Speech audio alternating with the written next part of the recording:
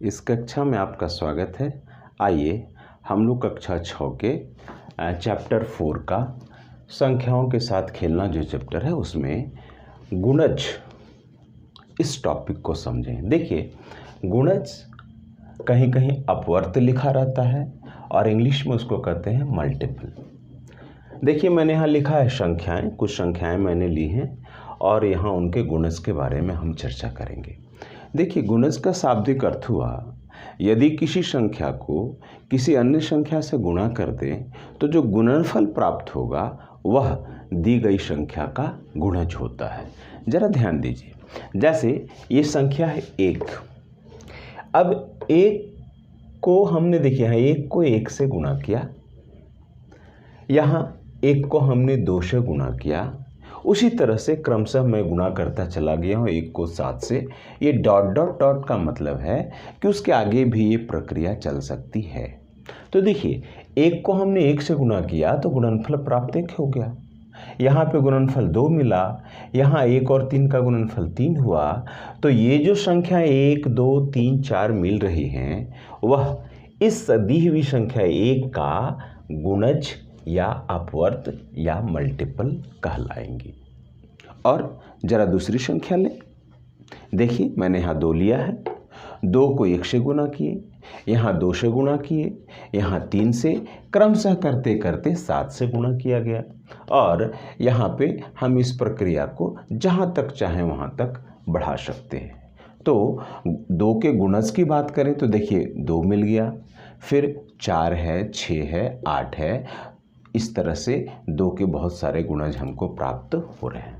उसी तरह उसी प्रक्रिया के तहत देखिए 6 का गुणज यहाँ 6 हो गया, 6 में 2 से गुणा किए 12 हो गया, 3 से करने से 18 हो गया। उसी तरह से ये क्रमशः संख्या बढ़ती रहेगी। यहाँ देखिए 20 के गुणज 20 को 1 से गुणा करेंगे तो 20 पहला गुणज हो गया, दूसरा हो गया 40, 3 से गुणा करने पे 60, 4 से 80। इस तरह से ये 20 के गुणज बढ़ते जा रहे हैं। मतलब किसी संख्या के गुणज को अगर प्राप्त करना है तो हम लोग उस संख्या को विभिन्न संख्याओं से गुणा कर देंगे, जो गुणनफल प्राप्त होगा वह उसका गुणज होगा। अब कभी कभी कहा जाएगा कि आप प्रथम 5 गुणज प्राप्त करें, तो प्रथम 5 में हम लोग 1 से लेकर के 5 तक की संख्या से गुणा कर देंगे और जो संख्याएं आएंगी वो प्रथम 5 गुणज हो जाएंगी। जैसे 1 के प्रथम 5 गुणज कौन हुए? 1, 2, 3, 4 और 5। 6 के प्रथम 5 गुणज 6 में 1 से गुणा करके 6, 2 से 12, इसी तरह 18, 24 और 30 तक हो गए। तो इस तरह से हम लोग दी हुई संख्याओं के गुणज को प्राप्त कर सकते हैं। अब जरा गुणज के बारे में कुछ पैटर्न को हम लोग देखें।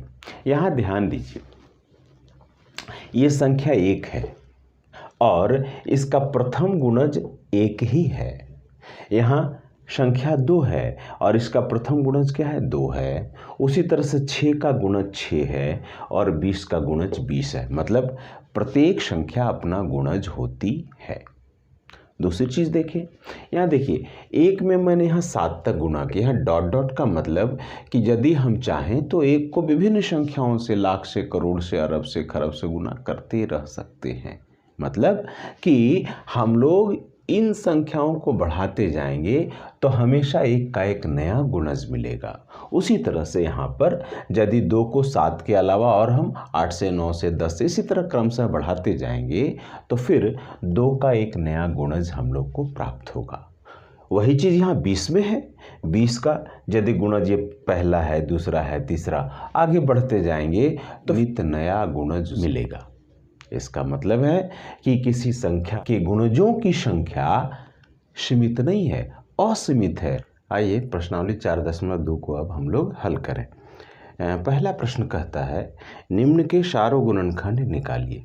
इसमें पहले में 1 से लेकर के 4 प्रश्न हैं, 1 से 4 तक के प्रश्न हैं। मैंने कुछ प्रश्नों को लिया है। देखिए दूसरा प्रश्न इसमें कहता है 12 और 18 का हम लोग सारों गुणनखंड निकालिए। तो देखिए सबसे पहले 12 के हम लोग गुणनखंड निकालें, मतलब वे संख्या जिनसे 12 पूरा पूरा विभाजित हो जाता है। तो देखिए 12 से 1 हो जाएगा, 2, 3, 4, 6 और 12 ये संख्याएं हैं जिनसे 12 पूरा विभाजित होगा, मतलब ये 12 के गुणनखंड हो गए। उसी तरह 18 के सभी गुणनखंडों को लिखें। 1 2 9 18, 3 6 18, 6 3 18, 9 2 18, 18 1 18। अब देखिए 12 और 18 के चारों गुणनखंड का मतलब कि जो गुणनखंड दोनों में मिल रहे हैं। तो आइए शुरू से देखें। जैसे यहाँ 1 है और यहाँ भी 1, तो हम लोगों ने 1 लिख दिया। अब देखिए यहाँ भी 2 है और यहाँ भी 2, तो हम लोगों ने 2 लिख दिया। यहाँ 3, यहाँ भी 3, तो हम लोगों ने 3 को भी ले लिया। केवल मैं संकेत के लिए ऐसे डॉट कर रहा हूँ, आप ऐसा नहीं करेंगे। अब देखिए 4 यहाँ तो है लेकिन यहाँ नहीं है, तो 4 नहीं लिखे। 6 दोनों जगह है तो हम लोग 6 लिख दिए। अब देखिए 12 यहाँ नहीं है, यहाँ है यहाँ नहीं, 18 यहाँ है यहाँ नहीं। तो इस तरह से सारों गुणनखंड मतलब जो दोनों में गुणनखंड मिल रहा है वो है 1 2 3 और 6। अब आइए हम लोग चौथे नंबर प्रश्न को ले। उसमें है 36 और 120 का। देखिए 36 के गुणनखंड हैं 1 2 3 4 6 9 12 18 और 36। पहला होगा 1 और सबसे लास्ट होगा 36। उसी तरह से आप 120 के गुणनखंड निकाल के देखें तो देखिए ये गुणनखंड 1 2 3 4 5 6 8 10 12 15 20 24 30 40 60 और 120, इतने इसके गुणनखंड हैं। अब सारों गुणनखंड में हम लोग देखेंगे जो दोनों में मिल रहा है। देखिए 1 यहाँ भी है यहाँ भी है, तो हम लोगों ने पहला सारों गुणनखंड 1 लिखा। 2 यहाँ भी है यहाँ भी, 2 लिख दिया। 3 3 3 लिख दिए। 4 4, तो हम लोग 4 लिख दिए। अब देखिए यहाँ 6 है, 5 नहीं मिल रहा, 9 नहीं मिल रहा है, इधर नहीं। 12, हाँ यहाँ 12 है, देखिए 12 यहाँ था, यहाँ 12 है, 12 लिख देते हैं। अब देखिए है 18, यहाँ 18 नहीं है। 36, यहाँ 36 नहीं है। तो इस तरह से 36 और 120 के सारों गुणनखंड हो गए 1 2 3 4 और 12। प्रश्न संख्या 2 कहता है 2 का 1 नंबर कि 8 12 और 20 के सारों गुणनखंड हम लोग ज्ञात करें। तो आइए देखिए 8 के गुणनखंड कौन कौन हो गया, 1 2 4 और 8। 12 का गुणनखंड देखिए 1 2 3 4 6 और 12। 20 के गुणनखंड उसी प्रकार 1 2 4 5 10 और 20। अब सारों गुणनखंड तीनों का जो तीनों में मिले, देखिए 1 यहाँ भी है यहाँ भी है यहाँ भी है, तो पहला तो 1 हो गया।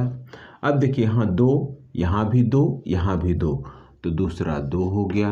अब देखा जाए यहाँ 4, यहाँ भी 4 यहाँ भी 4, तो ये 4 हो गया। लेकिन देखिए यहाँ 8 है, इन सबों में 8 नहीं है, तो हमारा उत्तर होगा 1 2 और 4। उसी तरह से देखिए 2 नंबर का आता है 9 12 और 24 के सारों गुणनखंड ज्ञात करें। तो आइए पहले 9 के गुणनखंड देखिए 1 3 और 9 हो गया। उसी तरह 12 के गुणनखंड देखिए 1 2 3 4 6 और 12। और 24 के उसी तरह गुणनखंड आप निकालेंगे तो 1 2 3 4 6 8 12 और 24 होगा। अब सारों गुणनखंड निकालिए। देखिए यहाँ 1 1 तीनों में आ रहा है, तो पहला सारों गुणनखंड 1 हो गया। अब देखिए यहाँ है 3, तो 3 यहाँ भी है, इसमें भी 3 है और इसमें भी 3 है, तो हमने दूसरा ले लिया 3। अब देखिए 9, इसमें 9 नहीं है, तो इस तरह से इन तीनों का सारों गुणनखंड कौन कौन आया, 1 और 3 आया।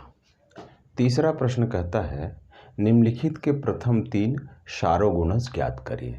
3 में पहला प्रश्न है 2 और 3 के प्रथम 3 सारों गुणज ज्ञात करें। तो इसके लिए सबसे पहले हम लोग गुणज ज्ञात करें। गुणज आप जान रहे हैं, गुणज का मतलब गुणा से प्राप्त की हुई संख्याएं।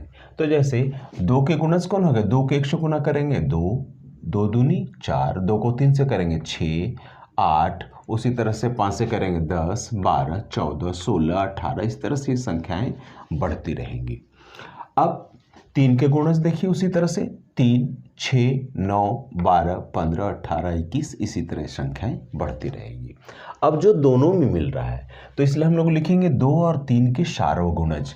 तो जरा देखा जाए कहाँ से दोनों मिल रहा है। देखिए यहाँ 2 नहीं है, 4 नहीं है, 6 दोनों में मिल गया, तो पहला सारों गुणज हो गया 6। फिर आगे बढ़िए, देखिए 8 नहीं है, 10 नहीं, 12 यहाँ भी है, तो ये हो गया 12। अब देखिए जैसे हमको एक सार्वगुणज अगर मिल जाता है और उसको फिर गुणा करते जाते हैं तो उसके सार्वगुणज मिलते ही चले जाते हैं। जैसे 6 हो गया, 6 में 2 से गुणा करेंगे 12, तो तीसरा क्या हो जाएगा 18, चौथा हो जाएगा 24, उसी तरह से 6 पचे 30, 6 छक 36। इस तरह से हम लोग देखते हैं कि ये 2 और 3 के सार्वगुणजों का समूह हो गया। लेकिन हमको केवल 3 पूछ रहा है, प्रथम 3, तो इसलिए लिखेंगे 2 और 3 के प्रथम 3 सार्वगुणज कौन कौन है भाई, 6, 12 और 18। उसी तरह से दूसरा प्रश्न है 2 और 5 का निकालना हमको। तो उसी तरह देखिए 2 के गुणज हम लोगों ने लिख लिए, उसी तरह से 5 के गुणज हम लोगों ने यहाँ लिख लिए। अब 2 और 5 के सार्वगुणज देखिए 2 नहीं मिल रहा है, 4 नहीं, 6 नहीं, 8 नहीं, 10 यहाँ भी है, यहाँ भी, तो पहला गुणज हमको 10 मिल गया। तो दूसरा कौन सा होगा, 10 दूनी 20 होगा। तीसरा बोलिए 30 हो गया। फिर नेक्स्ट 40, 50, 60, इस तरह से ये संख्या अनंत तक हमारी बढ़ती चली जाएगी। तो हमको 2 और 5 के केवल प्रथम 3 चाहिए, तो प्रथम 3 ले लीजिए, 10, 20 और 30, तो हो गया 10, 20 और 30। ये हमारे प्रथम 3 गुणज हो गए 2 और 5 के। 4 नंबर प्रश्न कहता है 50 से छोटी ऐसी सभी संख्याएं लिखिए जो 2 और 3 के सार्वगुणज हैं। तो देखिए सबसे पहले हम लोग 2 के गुणज लिख देते हैं। तो देखिए 2, 4, 6, 8, 10, 12, 14, 16, 18 ऐसा होता जाएगा। उसी तरह 3 के गुणज हो गए 3, 6, 9, 12, 15, 18, 21, इसी तरह से बढ़ेगा। तो 2 और 3 के सार्वगुणज मतलब जो दोनों में मिल रहे हैं वो कौन है भाई, देखिए यहाँ 2 नहीं है, 4 नहीं, 6 यहाँ भी है, तो पहला हो गया 6। फिर आगे बढ़िए 8 नहीं, 10 यहाँ नहीं है, 12 यहाँ दोनों है 12। हम लोगों ने चर्चा की थी कि जैसे ही एक सार्वगुणज मिल गया उसको गुना करते जाएंगे तो फिर सारे उसको सार्वगुणज मिल जाते हैं। तो सीधे सोचिए 6, 6 दूनी 12, 6 18, 24, 30, 36, 6 42, 48, इस तरह से हमारे 2 और 3 के सार्वगुणज का ये समूह हो गया। हमको कहता है कि 2 और 3 के सार्वगुणज निकालिए जो 50 से कम हो। तो 50 से कम वाला सबको लिख देते हैं। देखिए 6 से शुरू करते, 6, 12, 6 18, 6 में 4 से 24, 6 पचे 30, 6 में 6 से 36, 6 सत्ते 42, 6 अठे 48। अब आगे बढ़ेंगे तो 6 में 9 से करेंगे तो 54 हो जाएगा। तो हम लोग यहीं तक रहेंगे कि 50 तक की ये सभी संख्याएं हैं जो 2 और 3 के सार्वगुणज हैं। अब अगला प्रश्न 5 नंबर देखिए। 5 नंबर प्रश्न कहता है निम्नलिखित में से कौन सी संख्याएं सह अभाज्य है। हम लोग जानते हैं यदि 2 संख्याओं का सार्वगुणनखंड केवल 1 हो, एक जो संख्या 1 है वो हो, तो वे दोनों सहअभाज्य होती हैं। तो आइए पहला प्रश्न है 7 और 16 का निकालना है। तो पहले 7 के गुणनखंड देखिए, 7 का गुणनखंड 1 होता है और 7 होता है। 16 का गुणनखंड देखिए 1 है, 1 से कटेगा 16, 2 हो गया, 4 हो गया, 8 हो गया और 16। अब जरा देखिए 7 और 16 का सार्वगुणनखंड मतलब जो दोनों में मिल रहा है, देखिए 1 यहाँ भी है, तो पहले 1 लिख दिए। अब देखिए 7 यहाँ है लेकिन यहाँ नहीं है, तो इस तरह से हम लोग देखते हैं कि 7 और 16 का सार्वगुणनखंड केवल 1 है। तो हम कहते हैं यहाँ केवल एक ही सार्वगुणनखंड है, अतः 7 और 16 सह अभाज्य है। 5 का हम लोग ये 4 नंबर क्वेश्चन लें। 16 और 81 को देखना है। तो 16 के गुणनखंड देखिए कौन है, 1, 2, 4, 8 और 16 हो गया। उसी तरह 81 के गुणनखंड देखिए 1, 3, 9, 27 और 81 हमारे ये गुणनखंड 81 के। अब दोनों के सार्वगुणनखंड हम लोग देखें, देखिए 1 यहाँ है तो 1 हुआ। अब देखिए 2 भी नहीं, 4 भी नहीं, 9 भी नहीं, 16 भी नहीं, अर्थात 1 के अलावा और कोई सार्वगुणनखंड नहीं है। तो इसलिए हम लोग लिखिए यहाँ केवल एक ही सार्वगुणनखंड है, अतः 16 और 81 सह अभाज्य है। अब जरा पांचवा का दूसरा नंबर प्रश्न देखिए। यहाँ 17 और 68 को देखना है। तो देखिए 17 के गुणनखंड हो गया 1 और 17। 68 के गुणनखंड देखिए 1 से कटेगा, 2 से, 4 से, फिर 17 से भी कट जाएगा, 34 और 68। ये गुणनखंड हो गए हमारे 68 के। अब जरा 17 और 68 का सारा गुणनखंड देखा जाए। देखिए 1 यहाँ 1 है, देखिए 17 यहाँ और 17 भी यहाँ है, तो 1 और 17 यहाँ 2 शारो गुणनखंड हो गए, मतलब 1 के अलावा भी संख्या है। तो यदि 1 के अलावा और भी कोई संख्या शारो गुणनखंड हो जाए तो दोनों संख्याएं आपस में सह अभाज्य नहीं होंगी। उसी को हम लोग लिखे हैं, यहाँ केवल एक शारो गुणनखंड नहीं है, अतः 17 और 68 सह अभाज्य नहीं हैं। प्रश्न संख्या 6 कहता है एक संख्या 3 और 4 दोनों से विभाज्य है, किस अन्य संख्या से यह संख्या सदैव विभाज्य होगी, इसी को हमको ज्ञात करना है। देखिए यदि कोई संख्या दो अलग अलग संख्याओं से विभाज्य है तो वह संख्या निश्चित रूप से उन दोनों संख्याओं का जो सारोगुणज होगा, सबसे छोटा सारोगुणज, उससे सदैव विभाज्य होगी। तो आइए हम लोग करें। 3 के गुणज 3, 6, 9, 12, 15, 18 इस तरह से होगा, और 4 के गुणज 4, 4 दूनी 8, 4 तिया 12, 4 चौक 16, 4 25 20 इस तरह से बढ़ता जाएगा। ये हम लोग पहले भी पढ़ चुके। तो 3 और 4 का सबसे छोटा हमारा लिखना है सार्वगुणज। सबसे छोटा सार्वगुणज कौन होगा? देखिए यहाँ 3 नहीं मिल रहा है, 6 भी नहीं है, 9 भी नहीं मिल रहा है। देखिए 12 जो है वो दोनों में मिल रहा है, दोनों का सार्वगुणज है और सबसे छोटा है, तो सबसे छोटा 12 आप जानते हैं। इसके अलावा 12 दूनी 24, 12 तिया 36 बढ़ता जाएगा। तो अतः अभिसंख्या हमारी कितनी हो गई? 12। मतलब यह संख्या जो 3 और 4 दोनों से विभाज्य है वह 12 से भी अवश्य ही विभाज्य होगी। इस तरह से इस प्रश्नावली को हम लोगों ने समाप्त किया। धन्यवाद।